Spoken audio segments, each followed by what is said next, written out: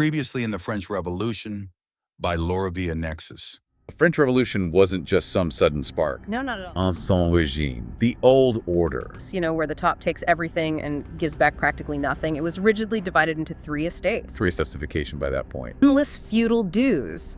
Decades of expensive wars. 90% of the country. 98%. Yeah. A couple of really bad harvests in 1787, 1788. Liberty, equality, reason. A deeply divided society, crippling debt. Now, the next chapter begins. Welcome to the deep dive. Today, we're jumping into a really pivotal moment, 1788 moving into 1789. Our mission here is to look at the catalysts, the things that really pushed France over the edge, shattering the old system, the Ancien regime, and kicking off the French Revolution. Picture France in 1788. It's a kingdom on the verge of collapse. You've got staggering debt, the government's basically broke, and the whole structure of the monarchy is grinding to a halt. We're zeroing in on that specific point where King Louis VI's authority just starts to fracture. Yeah, and it's key to see Louis XVI not simply as a tyrant, but as someone deeply indecisive. He was sort of caught, wasn't he? Caught between this collapsing system on one side and a nobility terrified of losing their privileges on the other.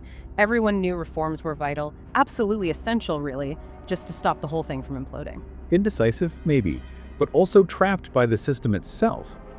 It seems like the very structure was set up to block change. So the big question for you is this.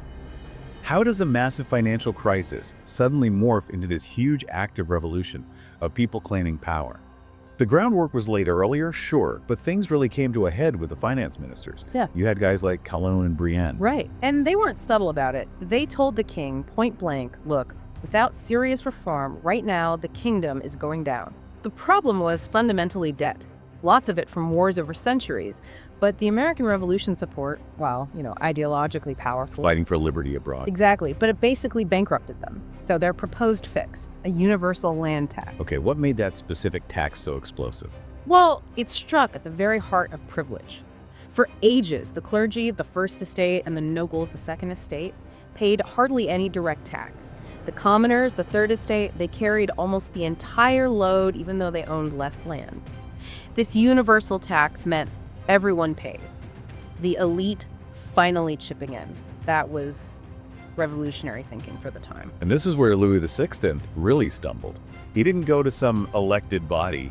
No, he picked his own advisors, the Assembly of Notables. Nobles, high-ranking clergy, essentially the people who benefited most from the old system. And what do they say to the tax plan? A resounding no. Absolutely not. Their privileges, their exemptions mattered more than saving the state from bankruptcy. Wow. So it wasn't the people turning on the king yet. It was his own hand-picked elite. Precisely. It caused total political gridlock. It made the king look weak, unable to even command his allies, a major blow to the monarchy's authority. Okay, so the finances are a disaster. But then nature steps in, right? This is where it gets really dramatic. Absolutely. Amidst all this political mess, the summer of 1788 brings these incredibly violent hailstorms. We're not talking about a bit of bad weather.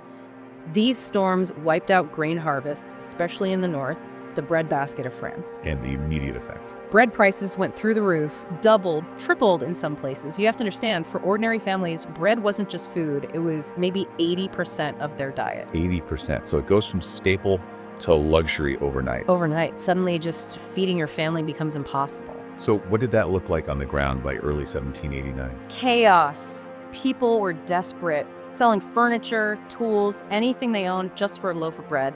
We see reports of food riots erupting, bakeries getting looted. Violence. Oh, yes. Soldiers were attacked in the streets. And crucially, the anger starts to shift. It's not just hunger anymore. It becomes political. People start whispering, maybe even shouting, the nobles are hoarding the grain. They're starving us on purpose.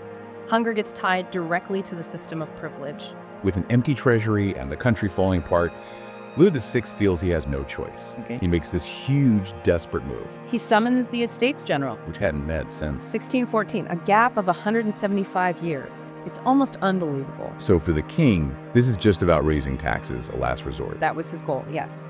But for the French people, just the act of calling it was immense. It opened a door. It suggested, maybe for the first time on this scale, that the king didn't have all the power, all the answers. It created this sense of possibility. And that possibility turned into action with the Cahiers de doléances. Yes. Notebooks of grievances. Yes.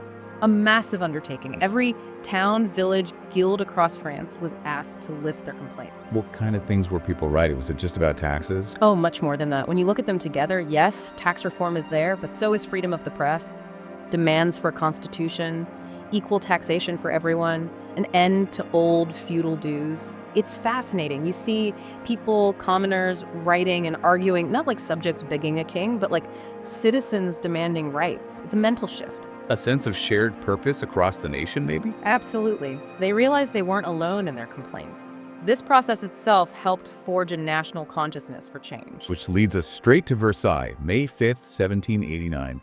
The Estates General finally opens. Must have been quite a scene. Oh, incredible pageantry. Silk, velvet, jewels. But underneath it all, simmering resentment. You had about 1,200 delegates. The clergy and nobility in their finery. Right. And then the Third Estate delegates, 600 of them, deliberately dressed in plain black, representing, what, 98% of the population? The visual contrast alone must have been stark. Hugely symbolic.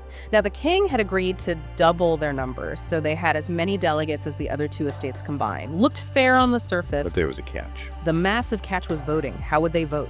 Louis XVI completely failed to settle this beforehand. So the old way was? Voting by estate. Each estate gets one single vote, which meant the clergy and nobility, the first and second estates, could always team up and outvote the third estate, 2-1. Making their larger numbers totally meaningless. Exactly. The third estate demanded voting by head. One delegate, one vote. Simple majority rules. And Louis. He hesitated, then sided with the nobles and clergy. Ordered voting by estate. This was, well, it was a fatal error. He'd invited them to speak, then tried to gag them. So the Third Estate saw this as The end of the line for negotiation. They realized the system itself, the privilege orders backed by the king, would block any real reform. and figures like Abbé Sieyès step up. Yes, Sieyès, ironically a clergyman himself, was hugely influential. He argued, essentially, we represent the nation, the real nation. So on June 17th, 1789, they took this incredibly bold step. They declared they were no longer the Third Estate. They declared themselves. The National Assembly, the true representatives of the French nation, this is it, the first overt act of revolution. They claimed sovereignty for themselves. They're basically saying the power rests with us, the people's representatives, not with the crown. That's the core of it, a direct challenge to centuries of absolute monarchy. And the king's reaction? Predictable, I suppose. Panic. Wow. He tried to shut it down immediately, locked them out of their meeting hall at Versailles, just locked the doors, hoped they'd give up and go home. But they didn't just disperse. Not a chance. They were determined.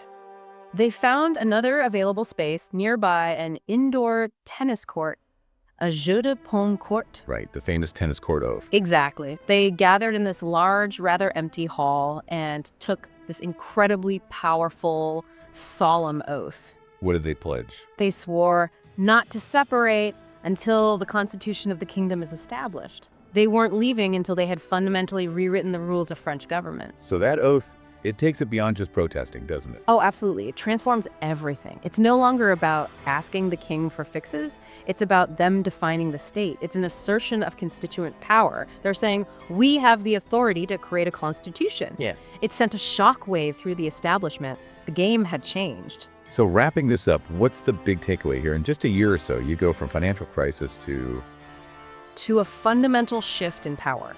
Authority bled away from the monarchy. fueled by the financial collapse, the famine, the king's own mistakes. And crucially, the voice the people found, first in writing those grievances, the cahiers, and then asserting it so dramatically with the National Assembly and the tennis court oath, sovereignty had moved. And it leaves you with a really potent question to think about. Louis XVI was still king, he still had the title. But the people, through their representatives, were now acting on conviction, not loyalty. So what happens to any political system when the governed decide their own conviction, their own sense of right, is more powerful than their traditional loyalty to the rulers? A question that echoes far beyond 1789. That concludes this deep dive. Subscribe for the next part, The Bastille and the Great Fear.